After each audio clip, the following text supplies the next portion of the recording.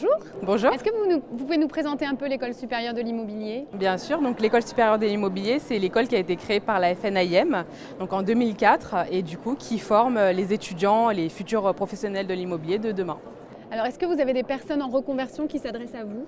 Bien sûr, on a des personnes en reconversion et du coup qui s'orientent vers des formations, donc qui vont du BTS au master en fonction de ce qu'ils recherchent, donc en droit immobilier, gérance locative, on a vraiment toutes les thématiques de l'immobilier. Et des personnes qui venaient d'horizons complètement différents? Oui, justement, ouais.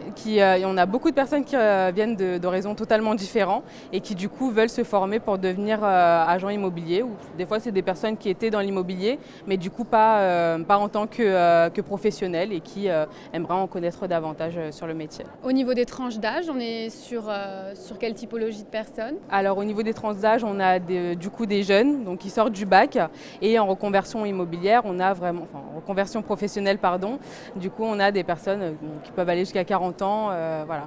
Il y a beaucoup de débouchés dans ces métiers et en quoi ça peut être un bon tremplin justement pour changer de vie? Alors il y a énormément de débouchés sur les métiers de l'immobilier puisque du coup il y a au moins 15 métiers de l'immobilier et ça peut être un très bon tremplin puisque c'est un secteur du coup très attractif.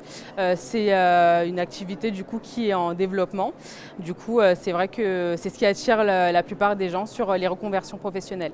Comment se déroule un processus de formation et puis d'inscription? Comment on fait pour se rapprocher de vous?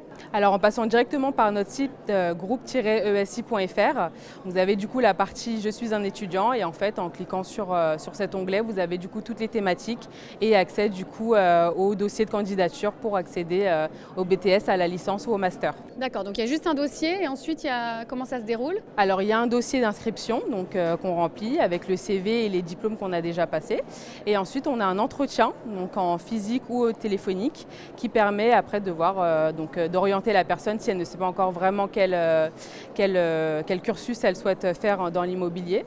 Et ensuite du coup il y a le placement sur l'alternance, donc en contrat pro ou en contrat d'alternance en apprentissage.